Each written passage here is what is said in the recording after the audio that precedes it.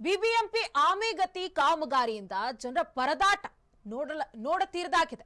ಮಹದೇವಪುರ ವಲಯ ತೊಬರಹಳ್ಳಿಯಲ್ಲಿ ಜನರಿಗೆ ಸಂಕಷ್ಟ ಎದುರಾಗಿದೆ.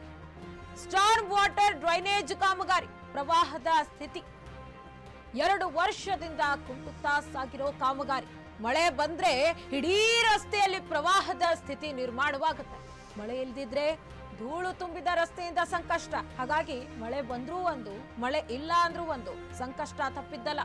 ರಸ್ತೆ ತುಂಬಾ ಅಲ್ಲಲ್ಲಿ ಕೆಸರು ತುಂಬಿ ಸಂಚಾರಕ್ಕೆ ಸಮಸ್ಯೆ ಆಗ್ತಾ ಇದೆ. ತೊಬ್ರಹಳ್ಳಿ ಟು ಬಳಗೆರೆ ಸಂಪರ್ಕಕ್ಕೂ ಜನರ ಪರದಾಟ ನೋಡತೀರದಾಗಿದೆ.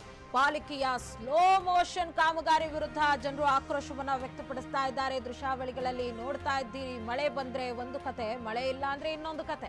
ಮಳೆ ಬಂದ್ರೆ ಎಲ್ಲಾ ಕಡೆ ಕೆಸರು, ಮಳೆ ಇಲ್ಲ ಅಂದ್ರೆ ಎಲ್ಲಾ ಕಡೆ ಧೂಳು. ಸ್ಟಾರ್ಮ್ ವಾಟರ್ ಡ್ರೈನೇಜ್ ಕಾಮಗಾರಿ ಪ್ರವಾಹದ ಸ್ಥಿತಿ ನಿರ್ಮಾಣವಾಗಿದೆ. 2 ವರ್ಷದಿಂದ ಕುಂಟುತ್ತಾ ಸಾಗ್ತಾ ಇದೆ ಈ ಕಾಮಗಾರಿ. ಎಲ್ಲಿ ಅಂತೀರಾ?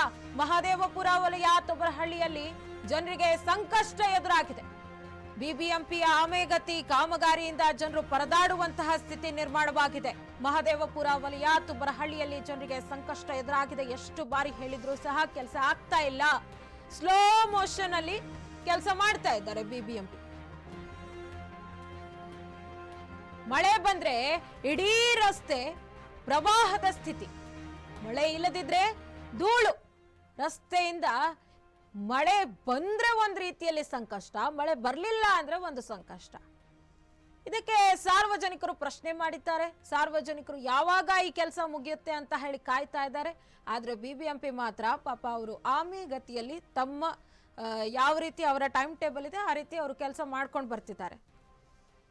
ಒಂದೊಂದ್ಸಲ ಈ ದಿನಾಲು ಈ ತರದ ಸ್ಟೋರಿ ನೋಡಿದ್ರೆ ಬಿಬಿಎಂಪಿ ಅವರ ಸ್ಟೈಲಲ್ಲಿ ಕೆಲಸ ಮಾಡೋದು ಬಿಡಲ್ಲ ಅನ್ಸುತ್ತೆ. ಸಾರ್ವಜನಿಕರ ಗೋಳಾಟ ಅವರಿಗೆ ಅರ್ಥ ಆಗಂಗಿಲ್ಲ ಅನ್ಸುತ್ತೆ ಬಿಬಿಎಂಪಿಗೆ.